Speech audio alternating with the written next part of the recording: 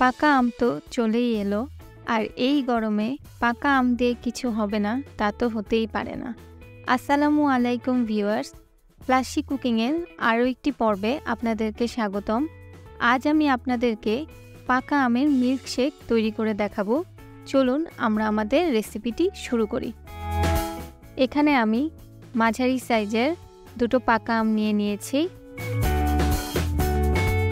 আম দুটোকে এবার আমি টুকরো টুকরো করে কেটে নিয়ে সরাসরি ব্লেন্ডার জারে নিয়ে নিচ্ছি।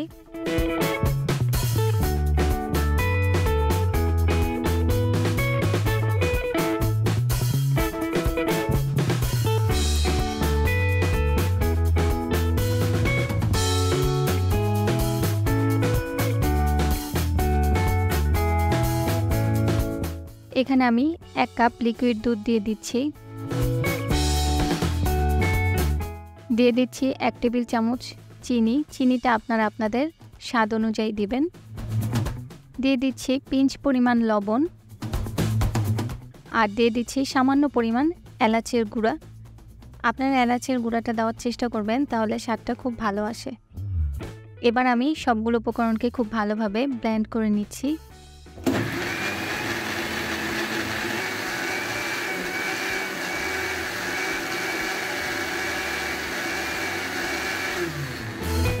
এই তো আমার ব্লেন্ড করা হয়ে গেছে।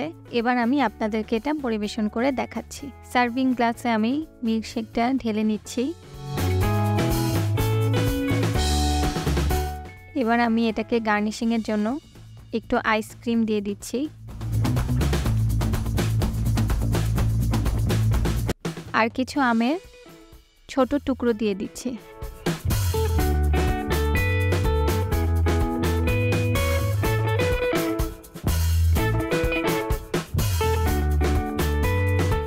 এই তো তৈরি হয়ে গেল আমার আমের মজাদার মিল্কশেক।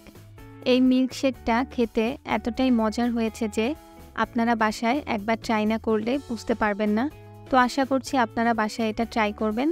সো ভিউয়ার্স, যদি আমার রেসিপিটি আপনাদের ভালো লেগে থাকে তবে লাইক, কমেন্ট ও সাবস্ক্রাইব করে আমাকে এ ধরনের মজাদার রেসিপি তৈরিতে উৎসাহিত করবেন। আরেকটি কথা, নিরাপদ ও সুষম খাবার খাবেন, সুস্থ সবল জীবন পাবেন। আল্লাহ হাফেজ।